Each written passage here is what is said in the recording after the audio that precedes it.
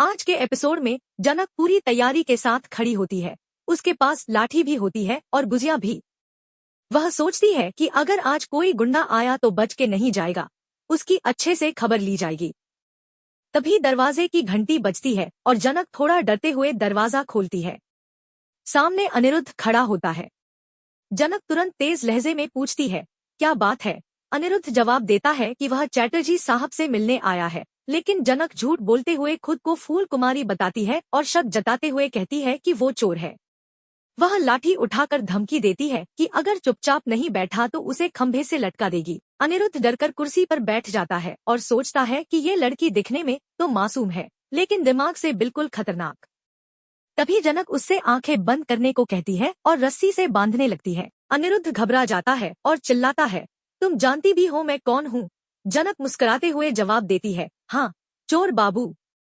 सारे चोर बोलते हैं, कौन हूँ कौन हूँ, लेकिन सामने वाला गुस्से में कहता है, मुझे सब पता है तुम कौन हो, चोर बाबू। वह लुंगी बिठूसिया की धमकी देता है और मिठाई की तारीफ करते हुए बोलता है, एक नंबर मिठाई है, पर हमारे गांव की मिठाई के आगे तो सब फीकी है। वहीं दूसरी तरफ जनक सोचती है कि पहले खाना खा लेती हूँ, फिर काम करूंगी। वह छोटू बाबू से कहती है, आपने ठीक नहीं किया, मैं फटाफट खाना खाकर आती हूँ। जनक खाना खाकर अंगड़ाई लेती है और कहती है कि उसे अगली सुबह ऑफिस जाना है, इसलिए वह देर की ट्रेन नहीं पकड़ती। दूसरी ओर ज्योति जल्दी जल्दी खाना खाकर जेठू के कमरे से ढेर सारी दवाइयाँ खा लेती है और वहीं सो जाती है। जनक जब लौटती है तो खुद भी दवा के असर से लुढ़क जाती है। वहीं अनिरुद्ध खुद को छुड़ाने की बहुत कोशिश करता है, लेकिन सफल नहीं होता। दूसरी तरफ ऋषि, मून और अदिति का ट्रैक चलता है। ऋषि मून से मिलने पहुंचता है और कहता है, I have surprise for you. Aditi गुस्से में पूछती है कि इतना अर्जेंट क्या था, क्लास छोड़कर आई हूँ। ऋषि कहता है, मन कर गया मिलने का, और एक रिंग दिखाता है। मून कहती है, ये तो महंगी लग रही है। ऋषि जवाब देता है, तुम्हारे लिए क्या महंगा, क्या सस्ता? मून हंसकर कहती है, बुद्धू, ये रिंग तो तुम्हें पहनानी है। ऋषि रिंग पहनाता है। दोनों अपना प्यारा पल शेयर करते हैं और फिर अपने अपने काम की ओर बढ़ जाते हैं। देखते हैं कि पुतुल घबराई हुई हालत में फूल कुमारी के घर पहुंचती है। वह लगातार दरवाजा खटखटाती है, बेल बजाती है और जोर जोर से आवाज लगाती है, फूल कुमारी, फूल कुमारी, लेकिन अंदर से कोई जवाब नहीं आता। जनक, जो अंदर मौजूद होती है, पुतुल की आवाजें नहीं सुन पाती। अंदर से किसी मर्द या औरत की रहस्यमयी आवाजें आ रही होती हैं, जो माहौल को और भी ज्यादा तनावपूर्ण बना देती हैं। पुतुल को शक होने लगता है कि अंदर कुछ गलत हो रहा है। वह घबराकर अपने बाबा को फोन करती है और बताती है कि फूल कुमारी दरवाजा नहीं खोल रही और अंदर से कुछ अजीब आवाजें आ रही हैं। वह कहती है कि वह आधे घंटे से दरवाजा खुलवाने की कोशिश कर रही है, लेकिन कोई असर नहीं हो रहा। उधर पुतुल की माँ चिंतित हो उठती है और कहती है कि यह हमारी ही गलती है जो हमने उस लड़की के भरोसे घर छोड़ दिया। तभी ऋषि की माँ पूछती है कि क्या हुआ, और पुतुल की माँ जवाब देती है कि गाड़ी घुमाओ, हमें तुरंत घर जाना होगा। जैसे ही सभी लोग घर पहुंचते हैं, पुतुल से सवाल करते हैं और वह बताती है कि दरवाजा बंद है और अंदर से कोई जवाब नहीं मिल रहा। तनुश्री और इंदुमती पश्चाताप में डूब जाती हैं और कहती हैं कि हमने इतनी बड़ी जिम्मेदारी देकर बहुत बड़ी भूल की है। दादा भाई चिंतित होकर कहते हैं कि पता नहीं अंदर क्या हुआ है। तभी काजू डर के मारे बोलती है कि कहीं किसी ने जानक दीदी को नुकसान तो नहीं पहुंचाया या किडनैप तो नहीं कर लिया। लेकिन पायल उसे डांटकर चुप कराती है। तभी सुजीत और सुरजीत आते हैं, दरवाजा जांचते हैं और कहते हैं कि दरवाजा अंदर से पूरी तरह बंद है, आवाजें आ रही हैं, लेकिन कोई जवाब नहीं दे रहा। माहौल और भी अधिक तनावपूर्ण हो जाता है। सभी के मन में डर बैठ जाता है कि अंदर आखिर चल क्या रहा है। ChatGPT से कौन है वो सब हमें कोई खबर नहीं है।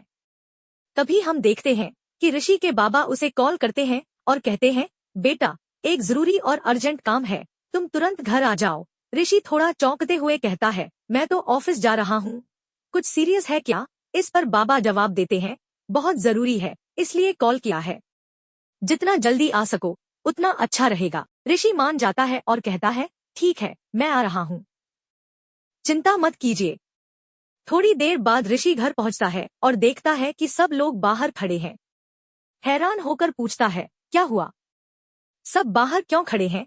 उसके जेठू गंभीर स्वर में बताते हैं, जिस लड़की को तुम लाए थे वो अंदर कुछ अजीब कर रही है।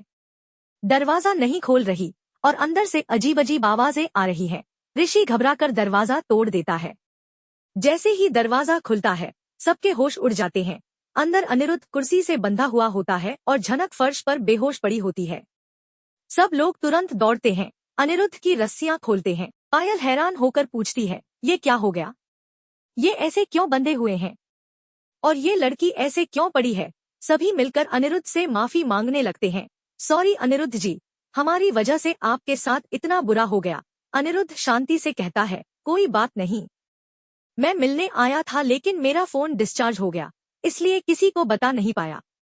फिर इस लड़की से सामना हुआ, उसने मुझे चोर समझ लिया और ये सब हो गया। ऋषि झल्ला कर कहता है, अब क्या कहूँ इसे लेकर? तभी अनिरुद्ध पूछता है, ये है कौन?